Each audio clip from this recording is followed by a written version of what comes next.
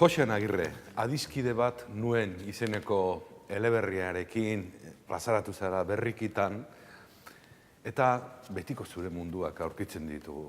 Doblea eta kopia eta emakumearekiko lilura eta zure pertsona guztiak morokil berean harrapatuta bezala ikusten ditugu. Aurreko nobeletan ikusi dizkizugun mundu horiek errepikatzen dira. Hori zer da, berariaz egindako zerbait, ala ies egine ziniko lokatza bat egilearentzat?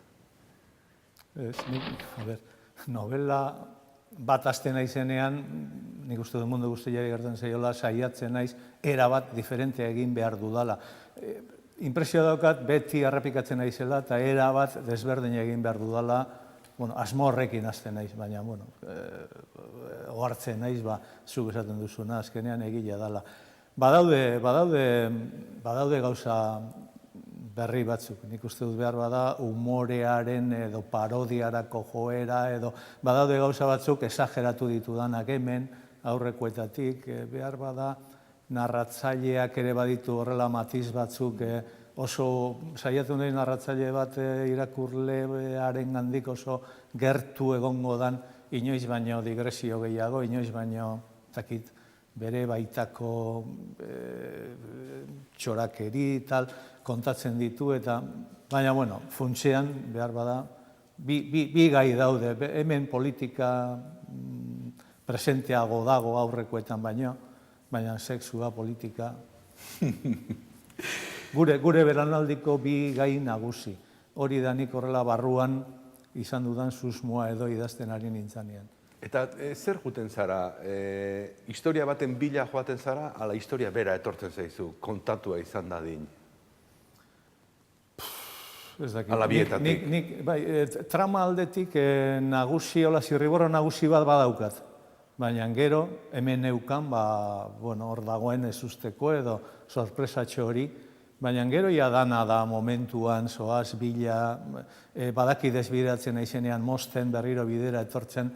Nik uste dut hori dala idaztearen plazerrik handienetako bat, momentuan ari zerala, disfrutatzen bidea bilatzen ari zeralako. Bestela, dena garbi izan banu, edo pizarra baten apuntatuta horrela bukatuko da horrela, ez luke grazirik.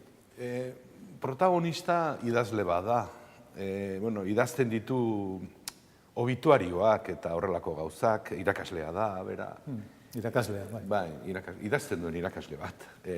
Literaturako irakaslea da, literaturari buruzko gauza. Eta irakurle asko kexatzen da horretaz. Badirudi idazleok oso gogoko dugula. Idazleak protagonista bihurtzea, ez? Eta ez gauza mundutarrago bat edo zapata konpontzaile bat edo egitea. Badukagula olako joera bat. Bai.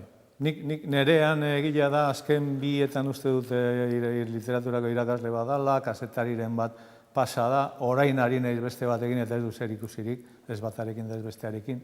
Hori ez dut uste hain. Literaturako irakaslea izateak bide ematen du literaturari buruzko gogoetak eta gauzak eta... Hori ere oso zeurea duzu, bai literaturari buruz, bai arteari buruz, bai besteek idatzitako aipuak eta gauzak ekartzea. Bai.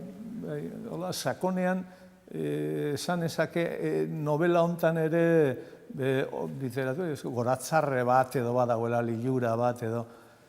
Zentzu batean, bilamatasianoa ikusten zaitu. Alde hortatik, bai, ez da estiloz ez nahi oso beroa, baina alde hortatik, segurazki.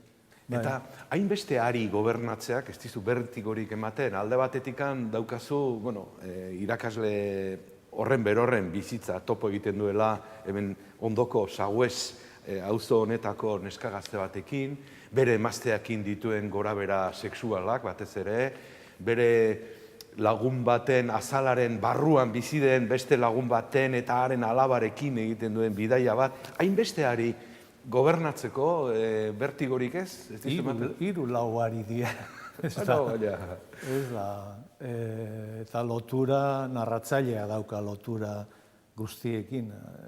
Ez dut uste alde hortatik konplejutasun handiko novela dienik nereak. Gero eta personaje gehiago lehen bikoa zian iaia, orain 3-4, urrengoan 5 izango dira, baina ez.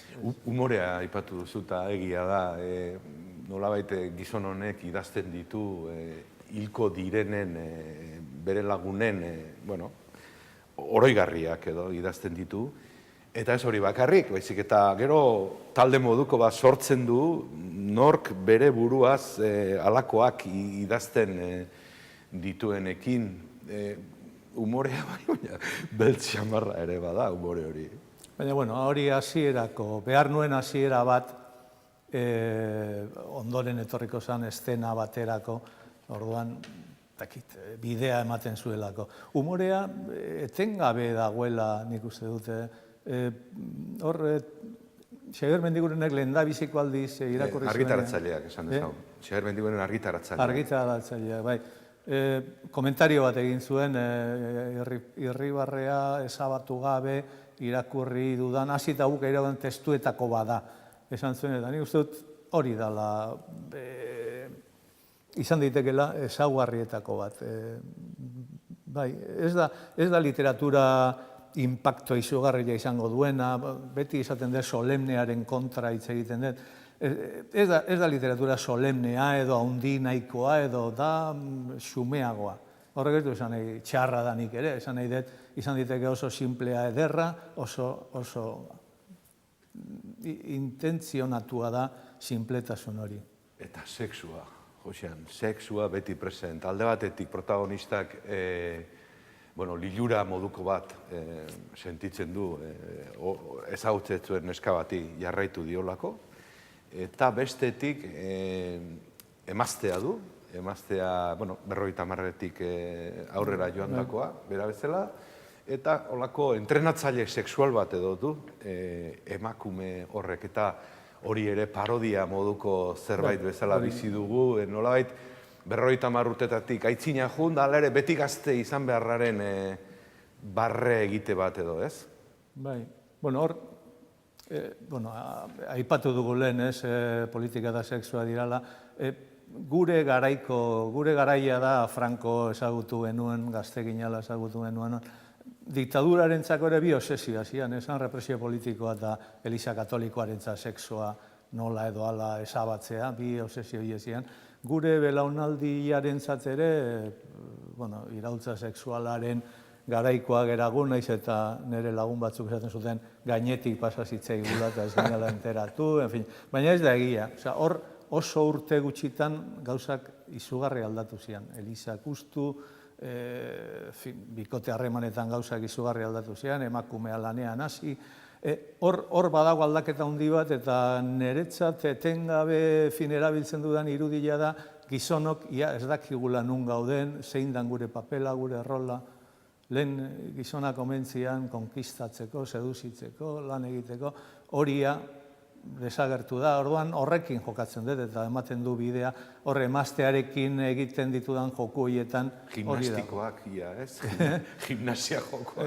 Ariketak gogorra jartzen dizkio entrenatzaileak eta gizonak, gizajoak, bere bildurra ditu edo.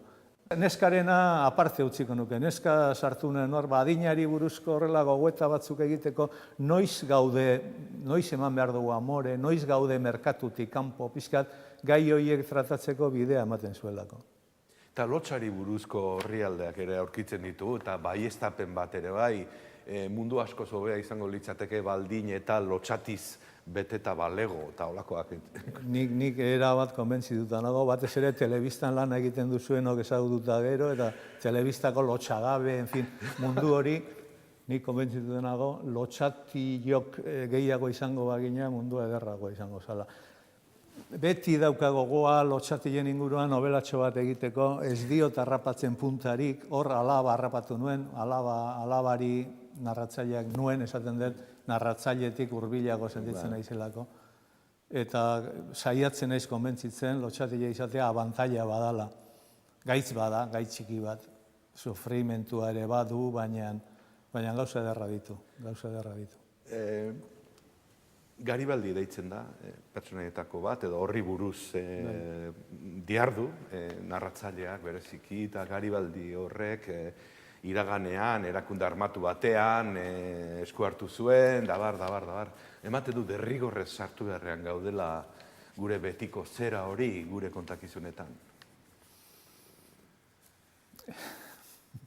Ez dakit. Hemen ala ere, nik impresio daukat derrigorrez sartu behar dala uste du jende batek, baina beste modu batean, modu realistago batean. Hemen ez dago biografirik, hemen ez dago militante baten nun jaiozan, zergaiti sartu zan talde klandestino hortan, ez da hori. Batzutan are gehiago impresio daukat erabili egiten dudala klandestinidaren gaia literatura egiteko. Literatura egiten de klandestinidea zertzan agertzeko ere, bai, efin ez dago, klaru, baina ez da jendeak pentsa dezakeen ikuspegi realista hori gure borrokari buruzko, ez dakizar, hortarako daude ensaioak, hortarako daude reportajeak, efin, beste bide batzunik, ez dut literaturaren egitekoa dela pixkat hori, gai hori ere hor dago, gurea izan da obsesio izateraino, eta da oraindik, eta hori beste modu baten artearen ikuspegitik. Eta hori da, bizkat, realidadea antzaldatu, aldatu, mugitu eta beste realidade bat eraiki, fikzioaren realidadea. Eta lehen esan dudanean, badagoela hemen literaturari buruzko goratzarre bat, badago fikzioaren aldeko aldarri bat edo horrelako zerbait ere. Hortaz ari zarelarik ezaguna da zuk Ramos Aizar Vitoriaren literatura gogoko duzula, eta ez hori bakarrik, gaiak ere oso berdintsuak edo erabiltzen dituzuela neurri batean bederen. Bai, hark maixuki eta nik... Ez hori galdetu nahi dizun. Martuten eleberri potoloa, handia, haren oroitzapena nola duzun, Aizar Vitoriaren azken lan horren oroitzapena? Nik 5-6 egunetan bukatu nuen eta... Badu meritua. Berrotamar, egunero 8 bat hor du edo berdia. Pasan egiten horrela 10 bat egun konmozio baten ondoren bezala gelditu nintzen, kosta egin zitzaidan berriro martxan jartzea, idaztea. Ez behar bada gai guztiekiko, baina nik ez bete Europa, ez dugu literatura ezagutzen, baina ezagutzen dugun neurrian nik ez dut ezagutzen bikote harreman gaixoen gainera, edo erdi bide txarretik dijoaztenen inguruan alako zorroztasuna eta alako maixutasuna duen. Eta behin, inkluso berari galdetu nuen, da bai gizona, ez dakit zein autore esan zidan, irakurri nuen da ez da iristen. Da gauza batzutan da izugarria da. Estilo saiatu izan naiz, baina, gero gertatzen da, naiz mirespen izugarri bat euki, bakoitzak bere bidea. Nerea ez da intragikoa, nerea asko zer arinagoa da, banalagoa da. Baina argi gelditzen da miresmena bederen idazle batek besteari egiten dion aitortza horrekin. Jose Nagirre, eskerrik asko gurean izateagatik, ez ahantzi, adiskide bat banuen, elkar etxean aurkitu dezakezuena. Eskerrik asko. Eskerrik asko.